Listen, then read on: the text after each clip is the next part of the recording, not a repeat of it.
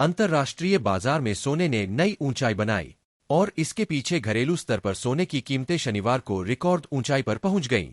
उधर औद्योगिक मांग बढ़ने से चांदी की कीमत में भी बढ़ोतरी हो रही है। बुलियन विश्लेषकों ने कहा, वैश्विक अर्थव्यवस्था और खासकर अमेरिकी अर्थव्यवस्था से जो आंकड़े आए हैं, इससे सोने और चांदी में सुरक्षित निवेश के लिए खरीदारी बढ़ गई है। शनिवार को अहमदाबाद में 24 कैरेट सोना रू 1,200 से रू 76,500 प्रति 10 ग्राम, इसी तरह 22 कैरेट सोना रू 76,300 प्रति 10 ग्राम, स्थानीय चांदी रू 1,000 से 87,000 रुपये प्रति किलोग्राम। पिछले 2 दिनों के दौरान घरेलू स्तर पर सोना 2,000 रुपये तक चढ़ा और चांदी में 2,300 रू 2,500 की बढ़ोतरी हुई है।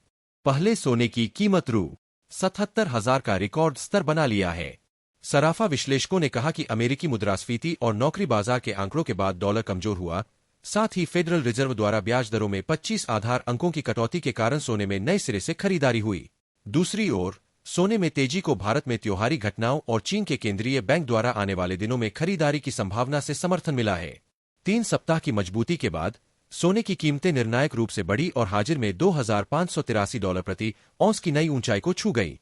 बाजार शुक्रवार के सत्र के दौरान कॉमेक्स पर सोने की कीमतें $2,614.60 प्रति ट्रॉय औंस की नई ऊंचाई पर पहुंच गईं।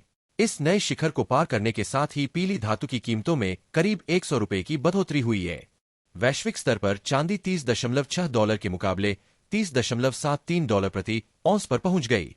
कॉमेक्स चांदी बढ़कर $31.06 प्रति औंस हो गई।